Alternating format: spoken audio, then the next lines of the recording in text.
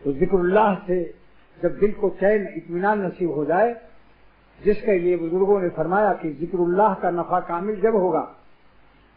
جب ذکر کامل ہو، اور ذکر کامل جب ہوتا ہے تب اطمینان کامل عطا ہوتا ہے۔ الا بذکر اللہ تطمئن القلوب کا ترجمہ اصل میں یہی ہے کہ ذکر کامل پر اطمینان کامل اور ذکر ناقص پر اطمینان ناقص، اور با معنی ٹھیک ہے۔ الا بذکر اللہ میں جو با ہے معنی میں ٹھیک ہے، یعنی اللہ کی یاد میں سر سے پیر تک ڈوب جاؤ، کوئی اعضا تمہارا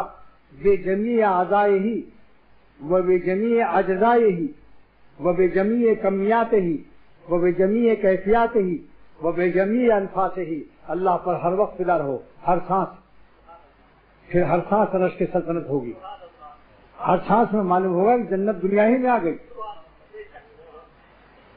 بہت بے وقوف مہا الو ہیں،